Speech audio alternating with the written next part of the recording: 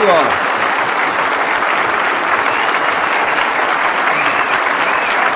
Thank you very much. Please be seated. Thank you. Well, thank you very much for that warm New Mexican welcome. It's nice to be back in this beautiful state.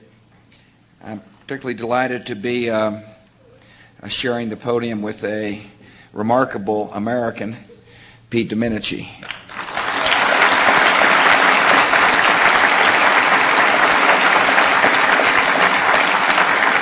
He didn't finish the story.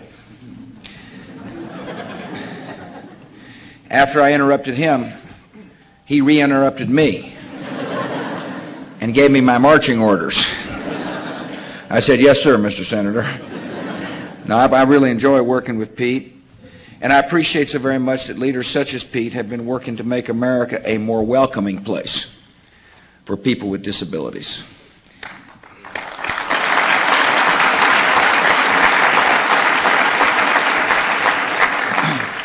The work is progressing. We are making progress, but it certainly isn't finished. There's a lot to do. And some of the greatest health needs and obstacles and stigmas concern mental health.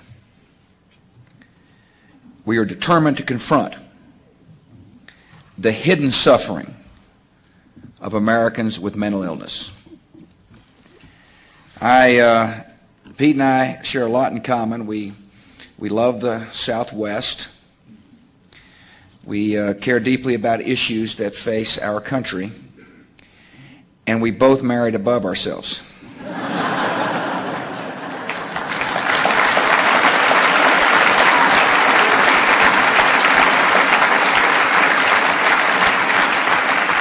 I love being with Pete and Nancy because their love and respect for each other is so evident and so profound. And I love watching Nancy's face because it reveals and is a window into a compassionate heart. And I want to thank Nancy Domenici.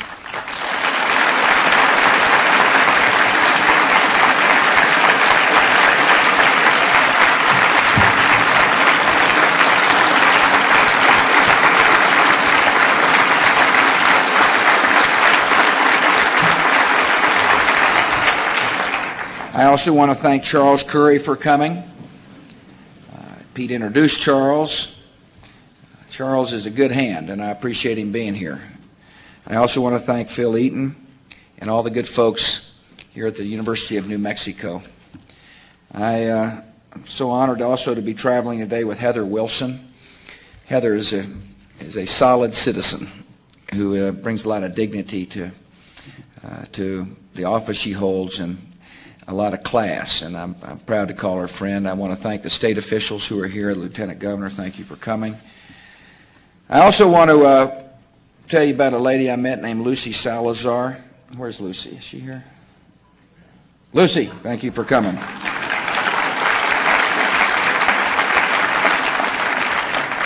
It's kind of off the subject, but really not off the subject.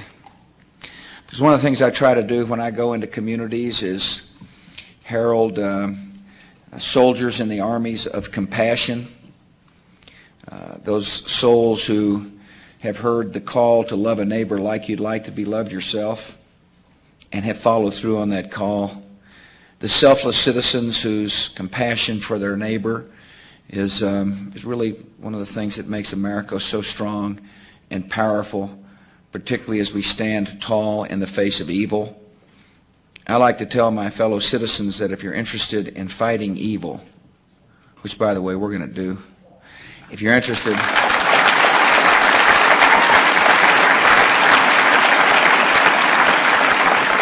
but one way to help is do some good, and it's that a collective good that will define the true value and character of our country. And Lucy Salazar is a retired federal government worker.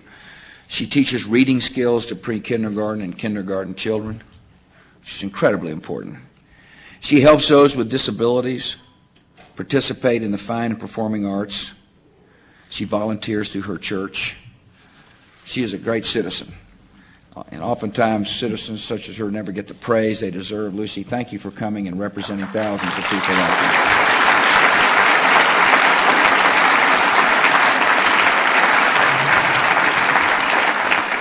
Millions of Americans, millions, are impaired at work, at school, or at home by episodes of mental illness. Many are disabled by severe and persistent mental problems. These illnesses affect individuals. They affect their families.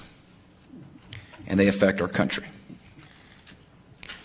As many Americans know, it is incredibly painful to watch someone you love struggle with an illness that affects their mind and their feelings and their relationships with others. We heard stories today in a roundtable discussion about that, what the struggle means for family. Remarkable treatments exist, and that's good. Yet many people, too many people, remain untreated. Some end up addicted to drugs or alcohol. Some end up on the streets, homeless. Others end up in our jails, our prisons, our juvenile detention facilities. Our country must make a commitment. Americans with mental illness deserve our understanding, and they deserve excellent care.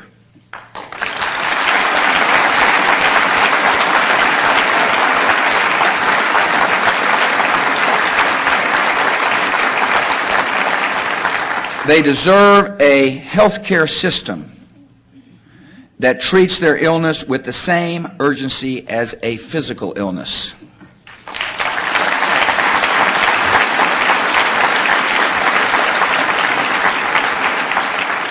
To meet this goal, we've got to overcome obstacles, and I want to talk about three such obstacles this morning. The first obstacle is the stigma that often surrounds mental illness. A stigma caused by a history of misunderstanding, fear, and embarrassment. Stigma leads to isolation and discourages people from seeking the treatment they need. Political leaders, healthcare professionals, and all Americans must understand and send this message. Mental disability is not a scandal.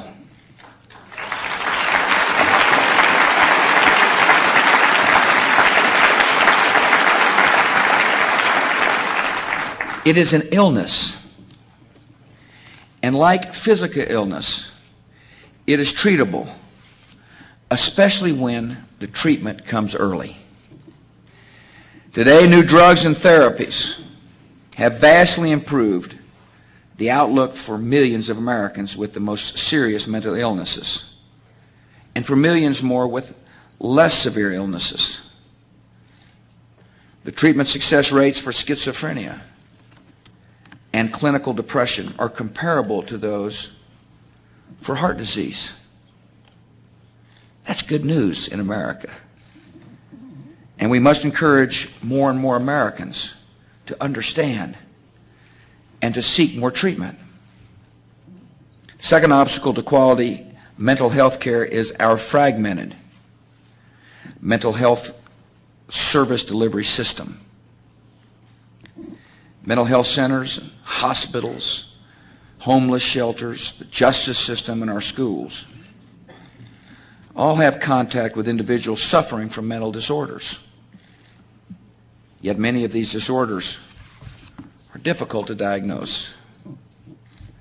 This makes it even harder to provide the mentally ill with the care they need.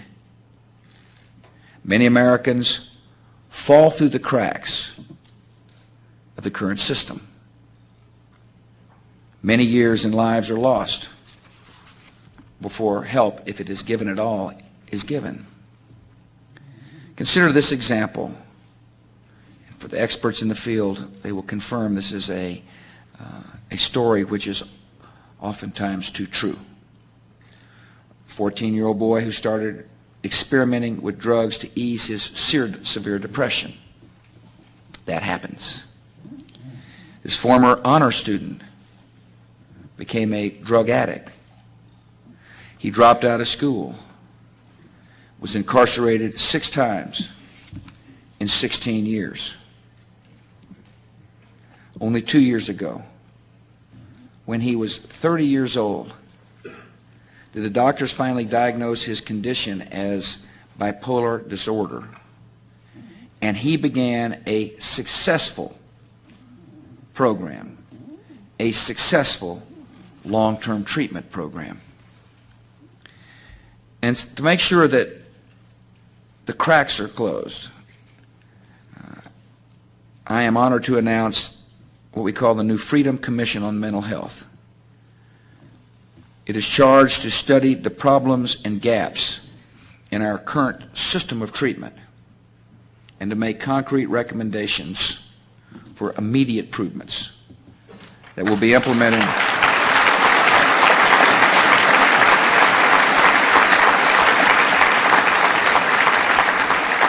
And these will be improvements that can be implemented and must be implemented by the federal government, the state government, local agencies, as well as public and private health care providers.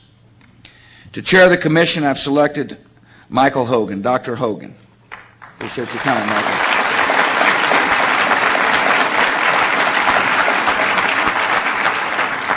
Dr. Hogan has served as the director of the Ohio Department of Mental Health for more than 10 years and is recognized as a leader in this profession.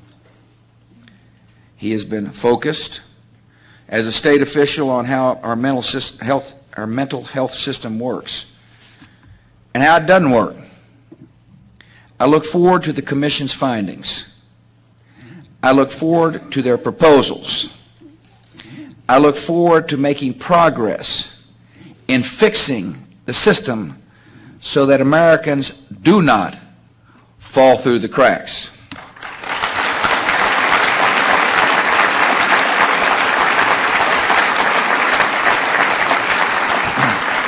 The third major obstacle to effective mental health care is the often unfair treatment limitations placed on mental health in insurance coverage.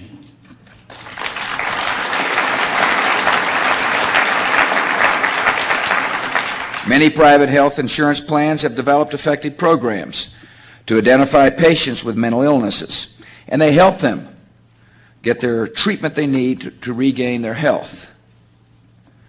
But insurance plans too often place greater restrictions on the treatment of mental illness than on the treatment of other medical illnesses. As a result, some Americans are unable to get effective medical treatments that would allow them to function well in their daily lives. Our health insurance system must treat serious mental illness like any other disease.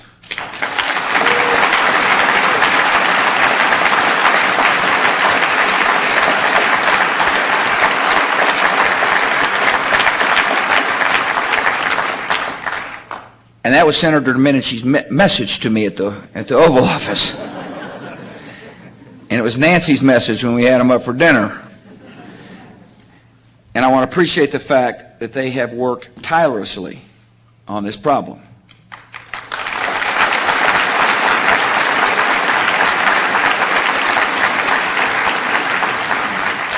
I have a record on this issue.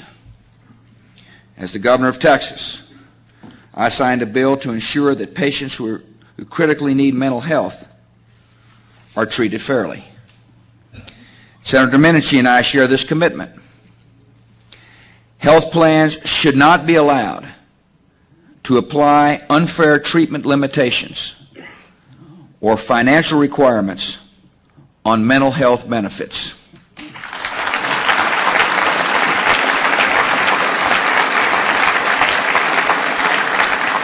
It is critical that we provide full mental health parity, that we do not significantly run up the cost of health care.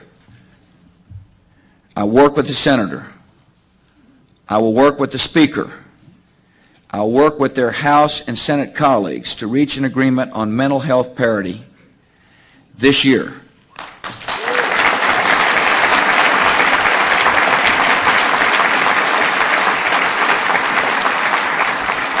We must work for a welcoming and compassionate society, a society where no American is dismissed and no American is forgotten. This is the great and hopeful story of our country, and we can write another chapter. We must give all Americans who suffer from mental illness the treatment and the respect they deserve. Thank you all. God bless.